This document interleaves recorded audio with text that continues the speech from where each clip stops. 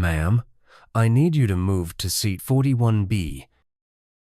The flight attendant said, his tone clipped and firm. We have a family that needs to sit together, and your seat is the only one available. The elderly woman looked up from her aisle seat, the one she'd paid extra for months ago because of her service injury. I booked this for medical reasons, she said quietly, but he didn't budge.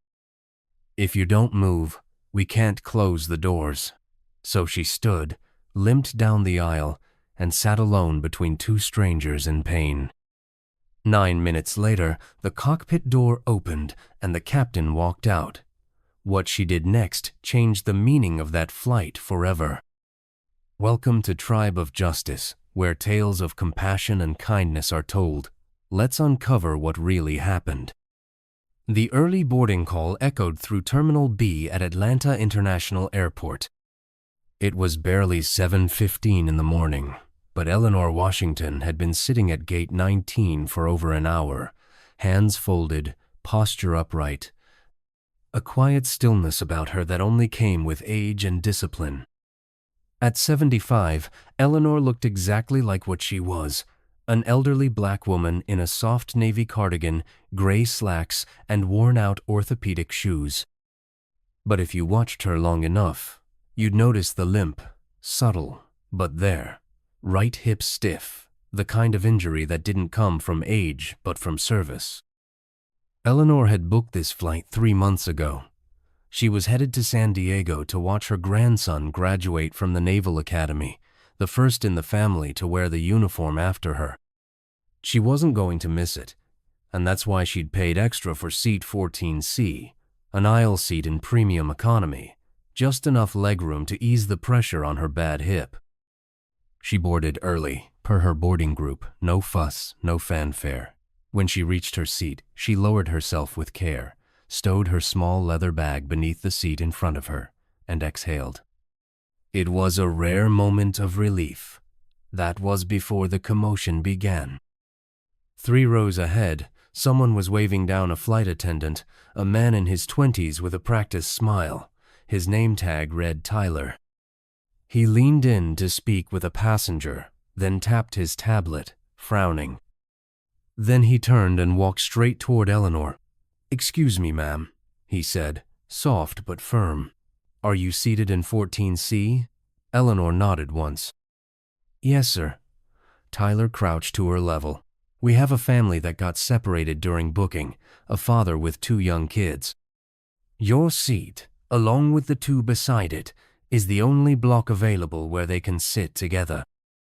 Eleanor's brow furrowed. "This is my assigned seat. I booked it early because of a service-connected hip injury." Tyler's smile didn't falter, but there was a beat of pause. "I understand, ma'am. We really appreciate your cooperation. It's just for this flight." Eleanor sat back. She wasn't trying to be difficult, but she had chosen this exact seat because anything else meant 5 hours of pain. "What's the alternative?" she asked quietly. "We can offer you seat 41B. It's further back, middle row." Eleanor blinked. "Middle seat?" "Yes, ma'am. It's the only seat left unoccupied." She didn't say anything, just let the information settle. Seat 41B meant no legroom, no stretch, sandwiched between strangers. "I'm sorry, sir," Eleanor said, calm but firm. "But I really can't sit back there. My hip won't make it through the flight." Tyler's smile thinned. "I do understand, ma'am, but we really need to seat this family together. If you choose not to move, we may not be able to depart on time." And there it was, the implication that she'd be holding up the flight. A full breath passed, then slowly Eleanor unbuckled her seatbelt. She rose stiffly, gripping the headrest for balance.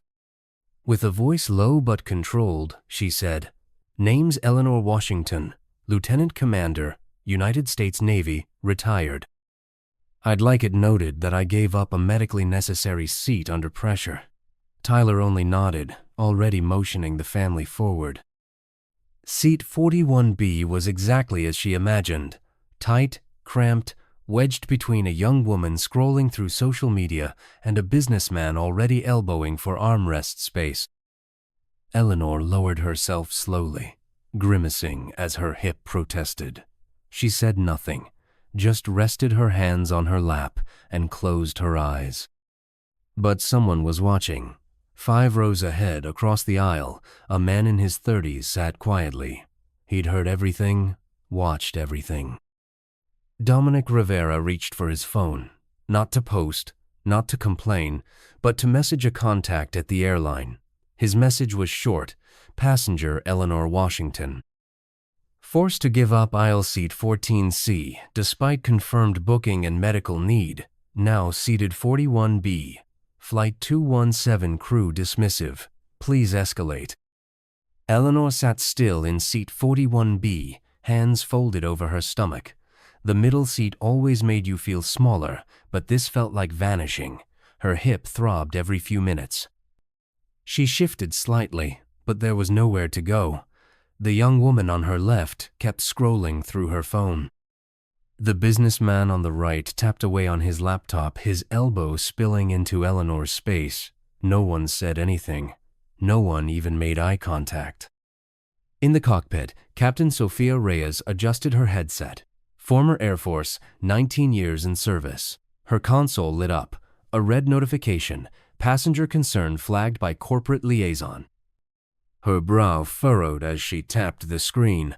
Passenger Eleanor Washington, flight SL217 issue. Veteran forced from medically necessary seat. She turned in her seat. Hold the taxi, she said. Her co-pilot looked over, surprised. Captain? But Sophia was already unbuckling. Hold position. I'll be back in 3. She stepped into the narrow corridor behind the cockpit and signaled to the lead flight attendant, who moved the passenger from 14C. The attendant, a senior woman named Valerie, hesitated. Tyler relocated a woman to accommodate a family. She's in 41B. Sophia nodded once. No anger, no judgment, just resolve. She adjusted her uniform and began walking. The entire cabin seemed to sense the shift in energy as the cockpit door opened. Passengers turned, phones lowered. Sophia Reyes' presence didn't demand attention, it earned it. Measured steps, eyes scanning, until she stopped. Row 41. She looked down. Eleanor Washington sat with eyes half open, startled by the sudden shadow. She looked up and froze. The captain stood tall, immaculate uniform, flight bars, silver wings, and then, with no hesitation, Captain Sophia Reyes raised her right hand and rendered a crisp, formal salute. The air in the cabin changed. The silence was total. Lieutenant Commander Eleanor Washington, the captain said, voice clear and unwavering. On behalf of Skyline Airlines, and as a fellow servicewoman, I offer you my deepest apologies. Eleanor blinked. You should not have been asked to move from your seat, the captain continued. It was an error, and we're going to make it right. Sophia turned to the aisle. Is Mr. Tyler Bennett in the cabin? The young flight attendant stepped forward. Yes, ma'am. You will personally escort Lieutenant Commander Washington to seat 1A. Tyler hesitated. Captain, first class is, if seat 1A is occupied. Sophia interrupted. You will ask for a volunteer. If no one volunteers, explain that the captain of this aircraft is requesting that seat on behalf of a decorated combat veteran. Eleanor started to rise, but Sophia raised a hand. Please let us correct this. We owe you that much. Eleanor stood slowly, carefully. Her hip caused her to wince, but Sophia steadied her with a hand under the elbow. The businessman beside her moved aside, awkward now. The young woman removed her earbuds, shame flickering in her eyes. The moment Eleanor Washington stepped into the aisle, something happened. Not dramatic, not loud, but undeniable. People moved. The businessman who hadn't given her a second glance now shifted awkwardly, eyes lowered. Though Eleanor hadn't asked for anything, Captain Reyes didn't let go of Eleanor's elbow until she was steady. "Mr. Bennett," she said calmly. "Seat 1A now." "Yes, Captain," he replied, his voice smaller than before. Eleanor followed slowly, painfully, every step stiff. That hip hadn't been right in 30 years, probably never would be. But now she walked with dignity, and every row she passed felt it. One woman, middle-aged, reached up and touched her chest with an open palm, a silent salute. When they reached row 1, Tyler stopped. He turned toward the passenger already seated in 1A, a woman in a pressed blouse. "I'm sorry, ma'am," he said, voice hesitant. "We need to reassign your seat." The woman turned and saw Eleanor, saw the service pin on the worn leather bag, the age in her face, the quiet exhaustion. She nodded, didn't argue. She just stood. "Ma'am," she said to Eleanor quietly, "it's an honor." Captain Reyes turned to Tyler again. "If that seat had not been given, I would have reassigned my co-pilot's jump seat," she said, loud enough for the first 6 rows to hear. "And if that wasn't available, I would have given up mine." Eleanor lowered herself into the spacious leather seat of 1A. The crew brought her a blanket, a fresh bottle of water, an apology, but that wasn't what broke her. It was the voice from halfway down the aisle. A young woman stood tall, early 30s, natural hair pulled back, wearing a business suit. Her voice shook when she spoke. "Lieutenant Commander Washington." Eleanor turned her head. "I served under you," the woman said. "Camp Bastion, 2003. Eleanor stared, then slowly her expression softened. "Petty Officer Daniels," the woman said, "you saved my life. We never got to thank you." Her voice cracked. She blinked rapidly, tried to say more, failed. She just nodded, chest heaving, and sat down again. Tears streamed silently down her face. Captain Reyes stepped to the intercom and spoke. "Ladies and gentlemen, before we depart, I need to make a brief announcement." Every head turned. Today, a mistake was made. A woman who served this country, who carries the visible and invisible scars of that service, was asked to give up her seat, not because of airline error, but because of a policy that prioritizes convenience over honor. She paused. "Let me be clear. We will not take off while injustice sits quietly in our cabin." A hush swept the plane. She continued. "Lieutenant Commander Eleanor Washington is a veteran of the United States Navy. She served in Operation Iraqi Freedom. She didn't ask for special treatment. She simply asked to keep the seat she booked so her hip wouldn't lock up from a service injury. Another beat. We failed her. But we don't leave our own behind. Not in combat, not at 30,000 feet. She looked down the aisle. And if that means this flight runs 10 minutes late, then I'll take every one of those minutes with pride." She clicked off the mic, and the cabin broke into applause.